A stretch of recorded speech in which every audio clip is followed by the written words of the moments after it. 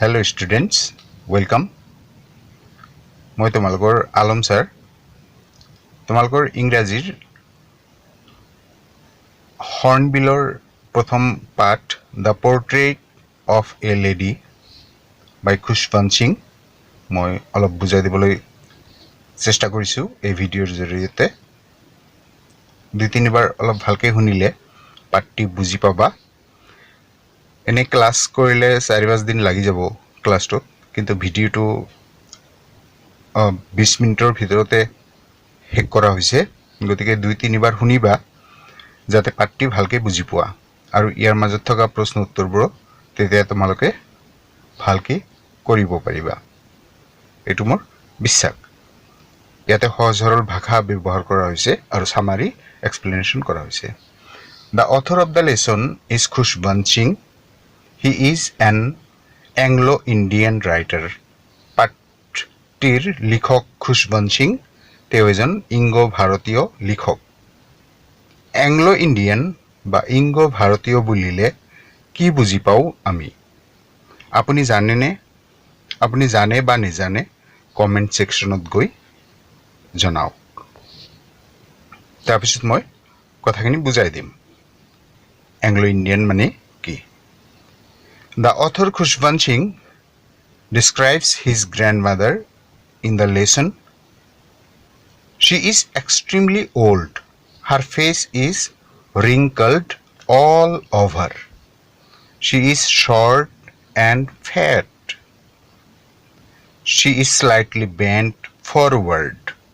She always tells the beads of her rosary.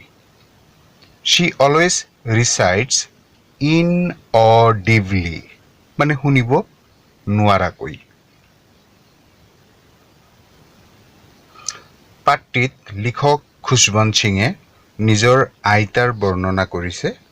তাই অত্যন্ত বৃদ্ধা, তাইৰ চেহেৰা সোঁতৰা পৰা, তাই চুটি আৰু শকত, সন্মুখলৈ অলপ হালি যোৱা।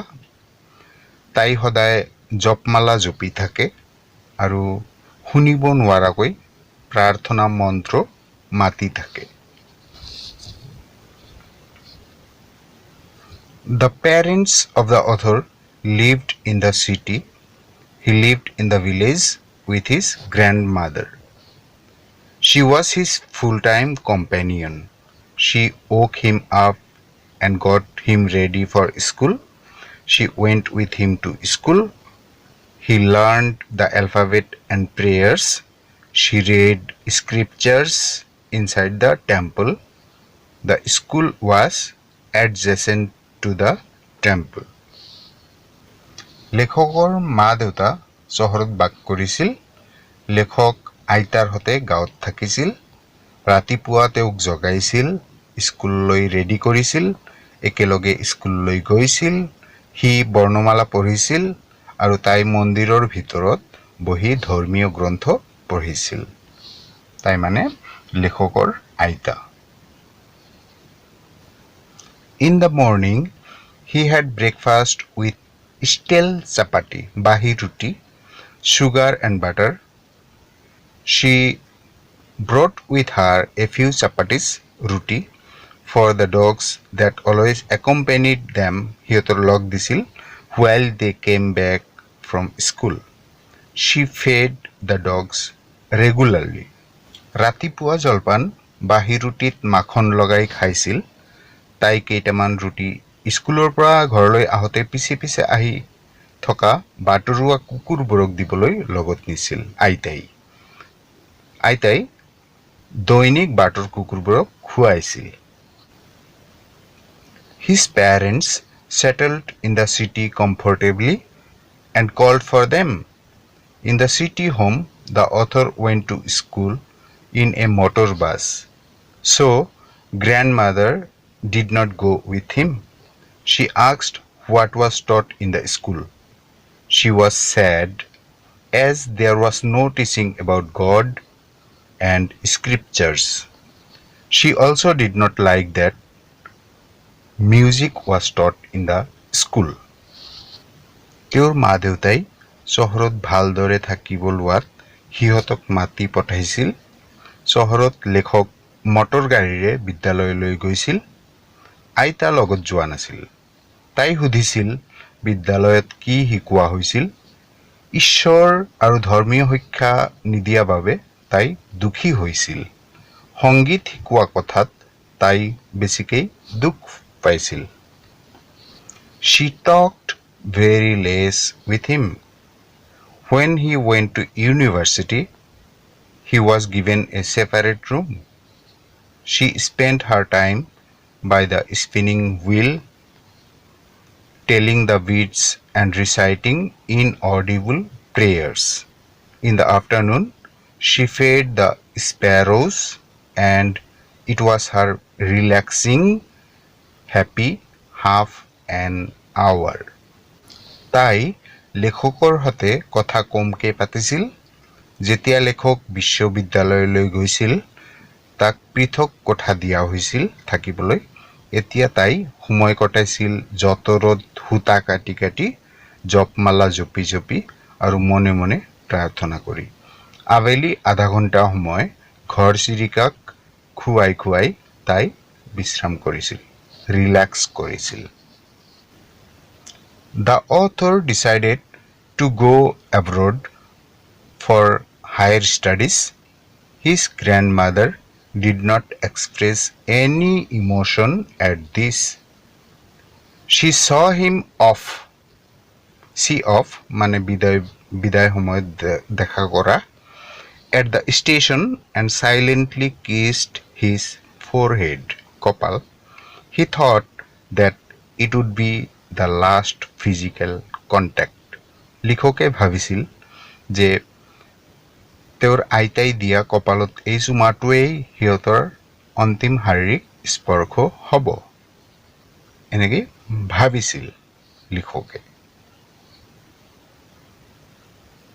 উচ্চ শিক্ষাৰ বাবে লেখক বিদেশ যাবলৈ সিদ্ধান্ত লৈছিল। আইতা এই কথাত কোনো ভাৱাবেগ প্ৰকাশ কৰা নাছিল। তাই ৰেল ষ্টেচনলৈ বিদায় জনাবলৈ আহিছিল। মনে মনে তেওঁৰ কপালত চুমা এটা খাইছিল। সি ভাবিছিল হয়তো এয়াই সিহঁতৰ শেষ শাৰীৰিক স্পৰ্শ। After 5 years, he returned. She was at the station to welcome him. That evening, she didn't pray. She gathered some neighborhood women and got an old drum and sang the homecoming of the warriors. 5 বছৰ পাছত সি উভতিছিল। তাই station আহিছিল তাক আদৰিবলৈ। সেইদিনা সন্ধিয়া তাই প্ৰাৰ্থনা কৰা নাছিল। চুবুৰীয়া মহিলা কেইজনীমান আৰু পুৰণি ডবা এটা সংগ্ৰহ কৰিছিল, একেলগ কৰিছিল আৰু যোদ্ধা ঘৰলৈ অহা বিষয়বস্তু থকা গীত গাইছিল। Next morning, she was ill with mild fever. The doctor said that it would go, but she said that her end was near. She didn't want to talk to anybody. She lay peacefully on her bed. She started telling the beads of her rosary and moved her lips in prayers. Suddenly, her lips stopped. The rosary fell. She was dead.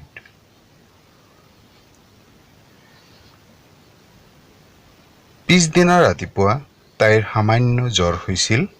ডক্টৰে কৈছিল যে ঠিক হৈ যাব, কিন্তু তাই কৈছিল যে তাইৰ শেষ সময় সমাগত। তাই কাৰো সৈতে কথা পাতিব বিচৰা নাছিল। তাই শান্তিৰে বিচনাত শুইছিল।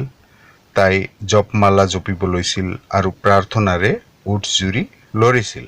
হঠাৎ উঠজুৰি থামি গ'ল, জপমালা পৰি গ'ল হাতৰ পৰা। তাইৰ মৃত্যু হ'ল। Her body was put on the ground and was covered with a shroud.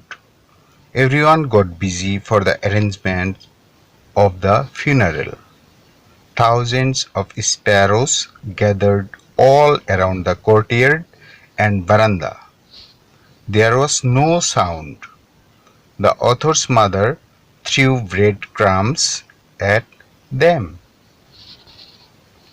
তাইৰ দেহটো মজিয়াত ৰখা হৈছিল আৰু ঢকা কাপোৰেৰে ঢাকি দিয়া হৈছিল। সকলোৱে অন্ত্যেষ্টিক্ৰিয়াৰ প্ৰস্তুতিত ব্যস্ত হৈ পৰিছিল। হাজাৰ হাজাৰ ঘৰচিৰিকা চোতাল আৰু বাৰান্দাত ভৰি পৰিছিল, কিন্তু সেইবোৰে কোনো শব্দও কৰা নাছিল। লেখকৰ মাকে ৰুটিৰ টুকুৰা ছটিয়াই দিছিল ঘৰচিৰিকাবোৰক।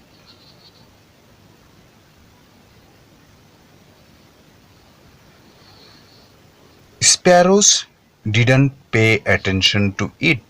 When the dead body was carried off, they all flew away quietly. ঘৰচিৰিকাবোৰে মনোযোগ দিয়া নাছিল সেই ৰুটিৰ টুকুৰাবোৰলৈ।